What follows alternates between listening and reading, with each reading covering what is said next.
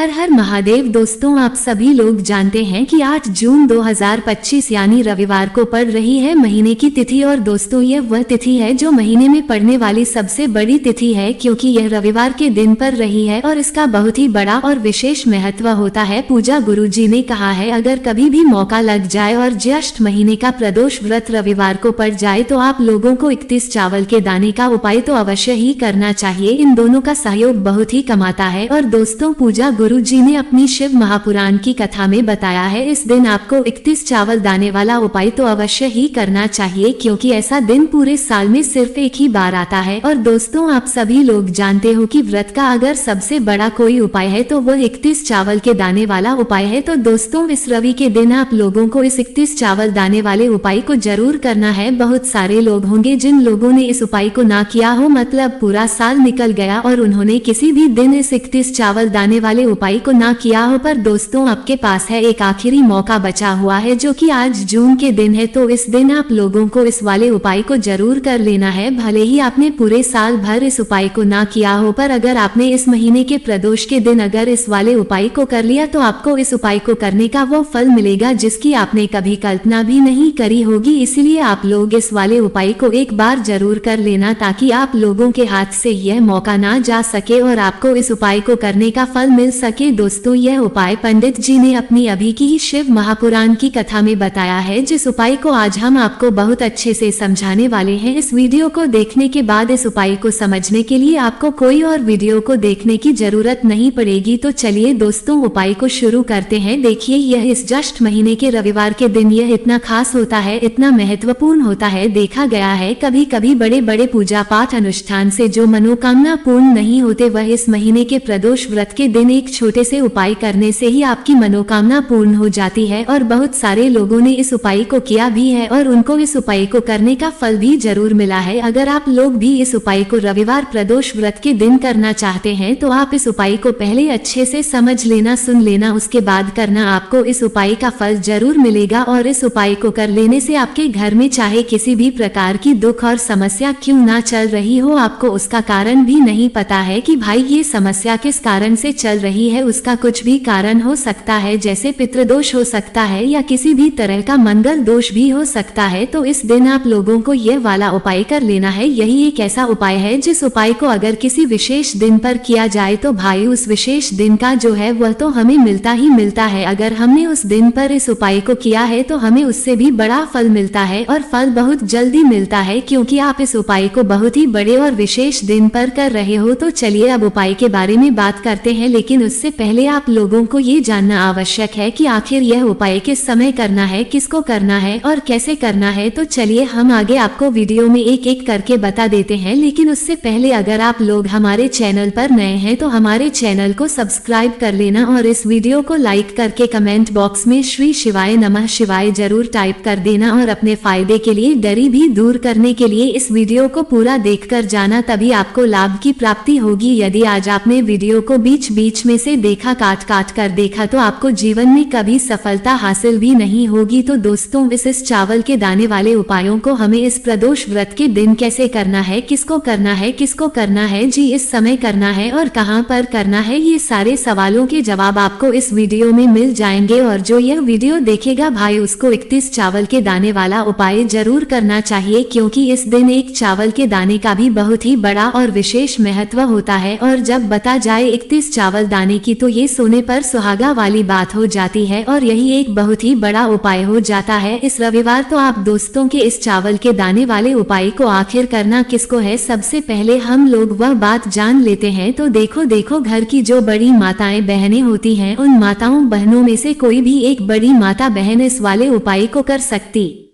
है। और दोस्तों, अगर आप चाहे तो अपने घर में से सभी सदस्यों को भी इस उपाय को करवा सकते हैं। अगर किसी व्यक्ति की खुद की कोई मनोकामना है, खुद की कोई दुख और परेशानी है जो कि वह अपने लिए ही करना चाहता है इस वाली उपाय को, तो वह खुद अपने लिए भी कर सकता है। बाकी अगर कोई घर में से ऐसा है जो कि अपने पूरे घर परिवार की सुख और शांति के लिए यह वाला उपाय करना चाहता है, तो भाई वह भी कर सकता है, उसमें भी कोई दिक्कत वाली बात नहीं है। कहने का मतलब यह है कि इस उपाय को हर एक सदस्य भी कर सकता है। है और पूरे घर परिवार के इस सदस्य के लिए घर की बड़ी माताओं बहनों में से कोई एक माता बहन भी कर सकती है। माताएं बहनें अगर घर में उपस्थित ना हो या वह ये वाला उपाय ना कर पा रही हो तो फिर घर का कोई बड़ा सदस्य भी इस चावल के दाने वाले उपाय को कर सकता है, चाहे फिर वह पुरुष ही क्यों ना हो, उसमें कोई भी दिक्कत वाली बात नहीं है। अब दोस्तों, इस चावल के दाने वाले उपाय को हमें करना कहाँ पर है? हमें इसे शिव जी के मंदिर में जाकर करना है। बहुत सारे लोग प्रश्न करते हैं हर एक उपाय को करते समय क्या हम इस उपाय को घर पर कर सकते हैं? इस वाले उपाय को आप घर पर नहीं कर सकते हो। इस वाले उपाय को करने के लिए आपको शिव जी के मंदिर ही जाना पड़ती देगा। उसके बाद में दोस्तों जो अगला प्रश्न निकल कर आता है वो यह आता है इस उपाय को लेकर कि आखिर इस उपाय को हमें किस समय करना है, सुबह के समय करना है कि शाम के समय करना है? तो देखो, इस वाले उपाय को आप लोग सुबह के समय भी कर सकते हैं, रात हो और शाम के समय प्रदोष काल में भी कर सकते हो। अब अगर आप पूछो कि भाई साहब सबसे उत्तम समय कौन सा रहेगा इस 31 चावल के दाने वाले उपाय को करने का, तो हम आपसे बस यही कहेंगे कि इस उपाय को आप सुबह के समय करेंगे तो ज्यादा बेहतर होगा। बाकी अगर प्रदोष काल शाम के समय भी करेंगे तो भी अच्छा होगा, उसमें कोई भी दिक्कत वाली बात नहीं है। तो अब दोस्तों जो अगली सबसे बड़ी और महत्वपूर्ण बात आती है वह यह आती है कि सुबह अगर हम उपायों को करेंगे तो हमें कितने बजे से लेकर कितने बजे तक के बीच में करना है, और शाम के समय प्रदोष काल में करेंगे तो हमें कितने बजे से लेकर कितने बजे के बीच में करना है। तो देखो, सुबह जितनी जल्दी हो सके आप उपायों को करने की कोशिश करिए करना। बाकी अगर किसी कारणवश भी हो जाओ, थोड़ी देर भी हो जाए तो 10 या 11 बजे तक भी आप उपाय कर, पर 12 बजे से ज्यादा देरी ना हो, ठीक है? इस बात का ध्यान रखना। उसके बाद में दोस्तों अगर शाम के समय प्रदोष काल की बात करें तो प्रदोष काल का जो समय होता है वह शाम के 6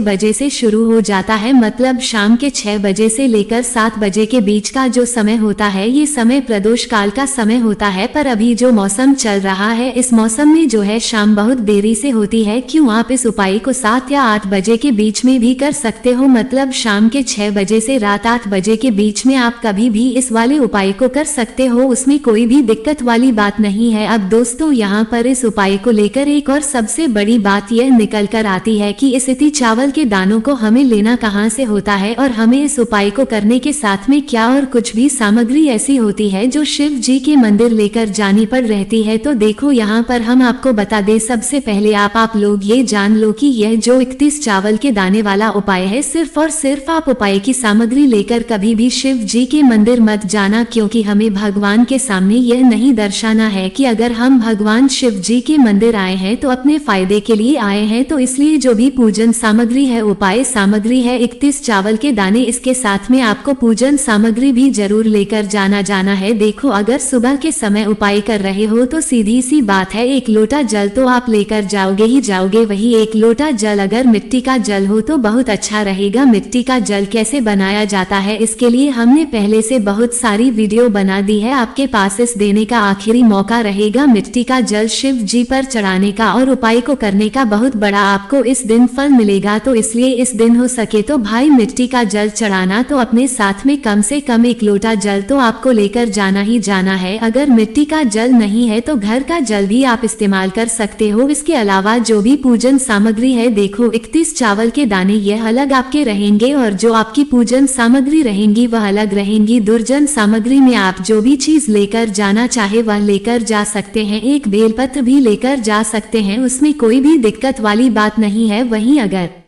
हम बात करें शाम के समय की, तो शाम के समय शिव जी पर जल नहीं चढ़ता है, इसलिए शाम के समय आप लोग एक दीपक तैयार कर लें जो कि गोल्डबत्ती का, आटे का, शुद्ध देसी गाय का घी का होगा है ना। इस बात का आप लोगों को ध्यान रखना है और इस दीपक को आपको घर से जलाकर नहीं लेकर जाना है, भगवान शिव जी के मंदिर में जाकर ही जलाना है। इस बात का भी आप लोगों को ध्यान रखना है। अब दोस्तों यहाँ पर हमें इस बात को समझना है कि यह के दाने हमें लेना कहाँ से है, क्या हमें दुकान से लेकर आना है या हमें अपने घर से लेना है या कहां से लेकर आना है और कौन से चावल लेना है, क्योंकि चावल भी बहुत प्रकार के होते हैं। तो देखो, इन सभी सवालों के जवाब आप लोग एक बात में सुन लो कि भाई ये जो उपाय है इस उपाय में आपको यह नहीं देखना है कि भाई कौन से चावल है कौन से चावल नहीं है। बस जो भी चावल ले रहे हो वह चावल का दाना सबूत होना चाहिए, मतलब साबुत होना चाहिए, टूटा हुआ नहीं होना चाहिए, कटा पीटा नहीं होना चाहिए। यह बात आपको ध्यान रखना है। बाकी आपका चावल बासमती हो या सादा चावल हो या कोई सा भी चावल हो, उसमें कोई भी दिक्कत वाली बात नहीं है। तो सीधी सी बात है कि आपके घर के रसोई घर में जहां अगर आप भोजन बनाते हो वहां पर जो भी चावल आपके उपस्थित हो, उन चावलों में से अपनी एक कटोरी भर लेना या एक मूर्छी चावल अलग से निकाल कर रख लेना, क्योंकि हम 31 चावल ही यहाँ पर इस उपाय में लेने वाले हैं। तो हमें ये चावल के दाने गिनकर निकालने पर इस बात का आप लोगों को ध्यान रखना है। तो अपने उस चावल की कटोरी में से या चावल में से 31 ऐसे चावल के दाने आप लोग निकाल लो जो कि टूटे हुए ना हो, कटे पीटे ना हो, जिनमें कोई दाग ना लगा हुआ हो ही ना, अच्छे साबुत चावल के दाने 31 दाने आप लोग निकाल कर रख लो और इन्हीं किसी भी एक कागज की पू में या किसी एक छोटी सी कटोरी में आप लोग रख लो, ताकि यह सुरक्षित रहे, आपकी एक भी चावल का दाना इधर उधर ना हो और आपका उपाय भी पूरा अच्छे से हो जाए। तो भाई जैसे ही आपका उपाय की जो सामग्री है, ये 30 चावल के दाने ये तैयार हो जाते हैं, उसके बाद में आपको जो भी अपनी पूजन सामग्री है सुबह के समय कर रहे हो तो एक लोटा जल और एक बेलपत्री या पूजन सामग्री जो लेकर जाना चाहो उसकी भी तैयारी कर लेना। और शाम के समय जा रहे हो तो भाई अपना जो दीपक है उसे तैयार कर लेना, ठीक है। और उपाय को करते समय शुद्धता का विशेष रूप से ध्यान रखना, ठीक है। सुबह सुबह स्नान करने के बाद ही उपाय को करने की आप लोग तैयारी करना। उसके बाद अगर शाम के समय की बात करें तो शाम के समय आपको स्नान करने की जरूरत नहीं है, पर शुद्धता का ध्यान रखना है। आप स्नान तो नहीं करेंगे, आप हाथ मुंह धोकर भी इस वाले उपाय को शाम के समय प्रदोष काल में कर सकते हैं, इसमें कोई दिक्कत वाली बात नहीं है। तो आप अपने उपाय की पूरी सामग्री तैयार करके आपके पास ही में जो आपका शिव मंदिर हो वहां पर पहुंच जाए। सबसे पहले शिव मंदिर में जाकर आप लोगों को उपाय नहीं करना है, पहले भगवान के दर्शन करना है, भगवान से आशीर्वाद प्राप्त करना है, फिर शिव जी के शिवलिंग के पास में आना है। शिवलिंग के पास में आने के बाद आप जो पूजन सामग्री लेकर आए हुए हैं, जैसे कि सुबह गए हुए होंगे तो एक लोटा जल और जो भी पूजन सामग्री लेकर आए हैं आप उनसे भगवान शिव जी की पूजन कीजिए। सबसे पहले तो एक लोटा जल ही चढ़ेगा, तो फिर आपको एक बेलपत्र श्री शिवाय नमस्तव्यम था जाप करते हुए शिवलिंग पर चढ़ा देना है। उसके बाद में आपकी पूजन सामग्री चढ़ेगी। उसके बाद में अगर दोस्तों शाम के समय अगर आप इस उपाय को कर रहे हो तो अपने साथ में कम से कम एक जो दीपक है गोल बाटी का जो आप अपने साथ में लेकर गए हो, उस दीपक को मंदिर में जाकर अपनी माँ से जलाना है और उस दीपक को शिवलिंग के पास में रखना है, ठीक है। इस दीपक को रखने के बाद ही आप लोगों को अपना यह वाला उपाय शुरू करना है और दीपक को ज्यादा पास में मत रखना, वैसे भी गर्मी पड़ रही है, भगवान शिव जी को आंच नहीं लगनी चाहिए है ना। तो भाई जैसे ही आपकी पूजा अर्चना हो जाती है, आप भगवान शिव जी को प्रसन्न कर लेते हैं, उसके बाद में शिवलिंग के पास ही में आप कहीं पर बैठ जाए, सामने आसपास जिस जगह पर आपको बैठना हो वहां पर बैठ जाए और वह चावल के दाने अपने सामने निकाल कर रख लीजिए, क्योंकि अब यहाँ पर उपाय को यहाँ पर करने की आपको तैयारी करना है। और इस तरीके से जब आप उपाय करेंगे, पूजन सामग्री करने के बाद, पूजन अर्चना करने के बाद, तो आपको उपाय का फल बहुत जल्दी और बहुत बड़ा होकर मिलेगा। तो अपने 31 चावल के दाने अपने सामने निकाल कर रख लेना और यह होना चाहिए जो उपाय है यह आपकी की सीधे हाथ की हथेली से होगा, इसलिए इस बात का भी विशेष रूप से ध्यान रखना है। तो सीधे हाथ की हथेली का प्रयोग करके ही आप लोग